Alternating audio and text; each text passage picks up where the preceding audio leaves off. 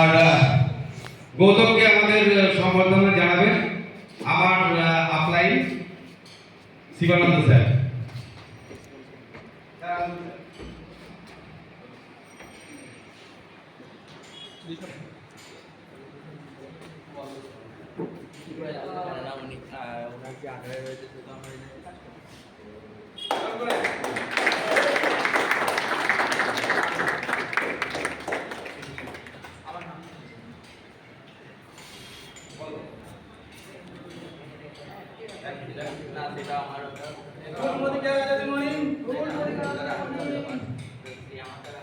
আমি গৌতম দাস।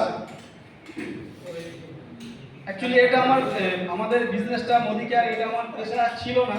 আমি government job করি, কিন্তু গভর্নমেন্ট জব করে আমি যেই সাকসেস পাইনি, সেই সাকসেস আজকে 3 বছরে মোদি কেয়ারে এসে সেই সাকসেস আমি এখানে পেয়েছি এবং আরও অনেক কিছু পাবো। আমার স্বপ্ন ছিল বিদেশ, সেটা অলরেডি অ্যাচিভ করে এসেছি। আমার স্বপ্ন ছিল গাড়ি, সেটা অ্যাচিভ করেছি অলরেডি। আগামী জুন মাসে আমি গাড়ি নিচ্ছি। আর শুধু আমি না, আমার টিমে আমি অলরেডি একজনকে অ্যাচিভ করিয়ে ফেলেছি, মিস্টার আনোয়ার শেখ, আমার বন্ধু, এবং আরও অলরেডি 2জন প্রসেসিংয়ে রয়েছে। আমার ইচ্ছা আছে ডিসেম্বরের মধ্যে আমি আমার সাথে 3 জনকে নিয়ে আমরা গাড়ি নেব আমার টিমে। আর এখান থেকে এখন অলরেডি 50+ এখান থেকে আমি রোজগার করছি। আর আমার হাত ধরে যারা এসছে, অ্যাকচুয়ালি এর জন্য কৃতিত্ব আমি না, আমার ডাউনলাইন, তাদের ছাড়া আমি একদম জিরো। আর তার সাথে যেটা আমার সবচেয়ে আমাকে বেশি সাপোর্ট করে আমার গুরু, আমার বন্ধু মিস্টার রাজ্জাক শেখ।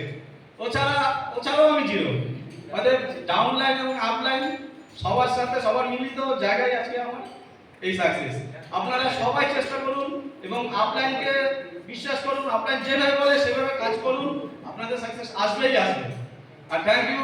আর আরেকটা কথা না বললে না হয়, যেটা হচ্ছে আমাদের গুরু শিবানন্দ স্যার, যাকে আমরা কুমার স্যার বলে জানি, স্যারের কাছ থেকে আমরা তো প্রচুর সাপোর্ট পাই। আমি তো সবসময় স্যারের কাছ থেকে শিখি। আর উপরে যে আমাদের মহাগুরু রয়েছেন স্বপনন্দী স্যার, ওনার কথা তো না বলে নাই। উনি আমাদের ধোমকে বউকে ভালোবেসে আদর করে আমাদের কাজ শেখান করান। এই জন্য ওনার জন্য একটা জোর হাততালি চাইছেন। Thank you. এরপরে যাকে ডেকে নেবো সে তার